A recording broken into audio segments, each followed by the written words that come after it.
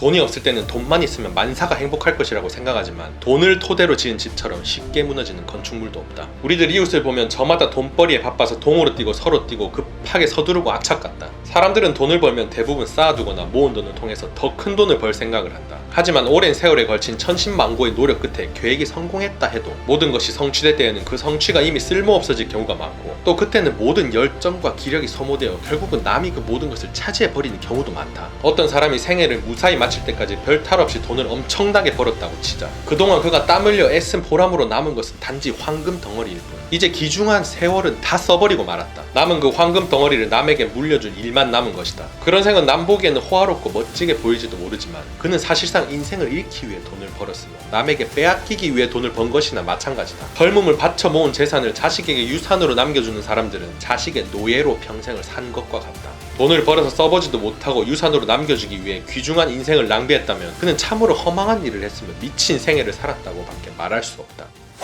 반갑습니다. 도끼형님입니다. 쇼펜하우어가 묻습니다. 당신 지금 인생을 다 잃고 있는데 그깟 돈 벌어서 뭐 할 거냐고. 이 질문에 스스로 나름의 이유를 들어 명확하게 답을 못하겠다면 진지하게 한번 고민해봐야 됩니다. 내가 그깟 돈을 벌기 위해 인생을 통째로 날리고 있는 건 아닌지 말이죠. 돈도 좋지만 절대로 인생보다 위에 있는 건 아닙니다. 오늘의 책에는 인생뿐만 아니라 다양한 분야의 조언들이 많이 나오는데 몇 가지 인상 깊었던 내용만 같이 들어보겠습니다.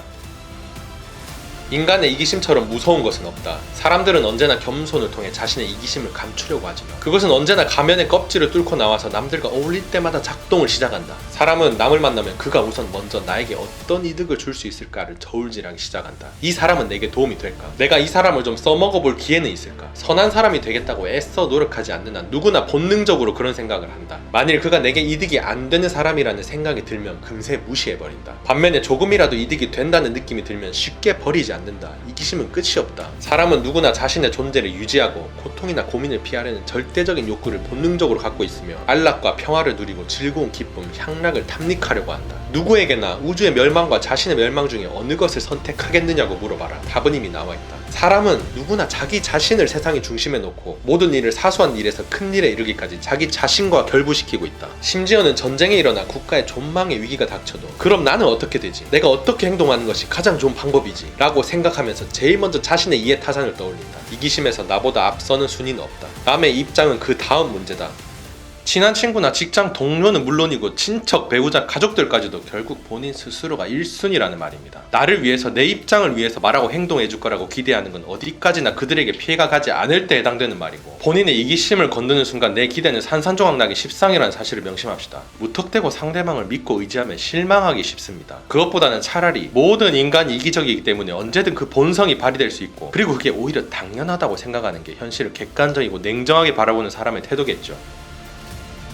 사람은 자기가 갖지 못한 것을 보면 저것이 내 것이라면 얼마나 좋을까 하고 생각한다. 그것이 바로 우리의 갖지 못한 데서 오는 괴로움, 즉 갖고 싶은 소유욕이다. 우리는 그 괴로움에서 벗어나기 위해서 이것이 내 것이 아니라면 이라는 의문을 품어볼 필요가 있다. 그러니까 현재 자기가 갖고 있는 소유물을 상실한 것으로 간주해보라는 뜻이다. 남의 좋은 집을 보고 나도 저런 집에서 살았으면 하고 생각하는 것이 아니라 내가 이런 집도 없었다면 어디서 살았을까? 이런 집이라도 있다는 것이 정말 고마운 일이다라고 상실을 가정해보라는 것이다. 그 순간 아까 본 멋진 집보다 내가 사는 초라한 집의 소중함을 느끼게 될 것이다. 다시 말하면 나의 재산, 지금의 건강, 다정한 연인 혹은 친구, 가족 등등 내 주위에서 나를 구성하고 있는 모든 것들에 대한 소유의 가치를 깨닫기 위해서는 그들이 없다면 어땠을까를 먼저 생각해야 한다. 지금의 소소한 내 재산이라도 없었다면 나는 어떻게 되었을까? 지금 내가 아파서 누워있다면, 나의 연인, 나의 친구가 없다면, 나의 가족이 없다면 그것은 상상할 수도 없을 만큼 불행한 일이 아닌가. 그런 생각을 하면 나는 지금의 나의 상황이 고맙게 느껴질 것이다. 그래야만 나는 나의 재산을 낭비하지 않으며 내 건강을 더욱 돌보게 되고 나의 연인과 친구를 더욱 잘 대해줄 수 있으며 그들에 대한 노여움을 미리 막을 수 있다. 생각 한 끗 바꾸는 걸로 인생을 바라보는 관점 자체가 완전히 뒤집힙니다. 내가 가지지 못한 것만 바라보면서 불행을 자초하는 사람이 있는가 하면 내가 가진 것들을 감사하게 생각하며 만족스럽고 행복한 인생을 사는 사람도 있겠죠. 선택은 자유입니다. 행복한 길이냐 불행한 길이냐, 여러분은 어떤 선택을 하시겠습니까?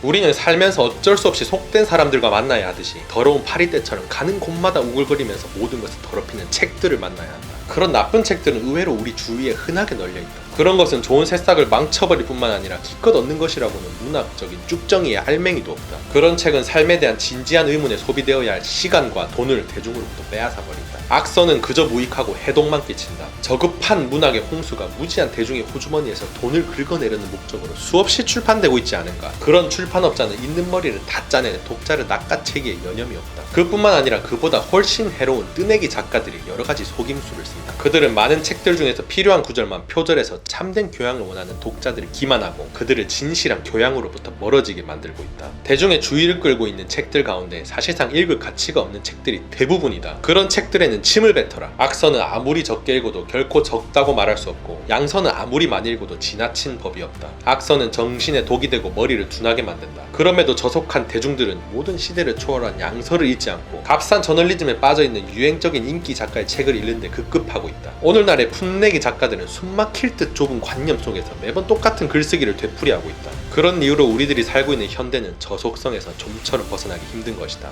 책에 대해 얘기하면서 이렇게까지 강하게 악서를 비판하는 사람은 살다 처음 봤습니다. 서점 가보면 좋은 책도 물론 많지만 지금 유행하는 흐름에 맞춰가지고 돈 뽑아먹으려고 몇 장 끄적어서 출판한 책도 엄청나게 많이 보이긴 합니다. 쇼펜하우어처럼 더러운 똥파리 같은 책들이라고 말은 못하겠는데 우리 인생에 별 도움 안 되는 건 사실이죠. 여기서 명심해야 할 건 세상에 읽은 책은 너무 많고 우리의 시간은 그에 비해 한없이 부족하다는 점입니다. 그러니 책이 악서와 양서로 나뉜다는 점을 인지하고 그 둘을 구분할 수 있는 개인의 판단 기준이 있다면 책을 좋아하는 사람들에게는 상당히 도움되는 능력이겠죠. 쓸데없는 책으로 시간 낭비하지 맙시다. 이 책은 제목을 보면 사랑에 대해서만 얘기할 것 같은데 절대 그렇지 않습니다. 인생의 전반적인 분야를 모두 다루고 있어 삶에 대한 통찰력의 레벨을 전체적으로 상승시켜주는 책인데, 난이도도 어렵지 않고 각 챕터가 짧게 구성되어 있어 편하게 읽히고 접근하기가 아주 좋습니다. 초강력 추천하는 쇼펜하우어 책이니 꼭 읽어보십시오.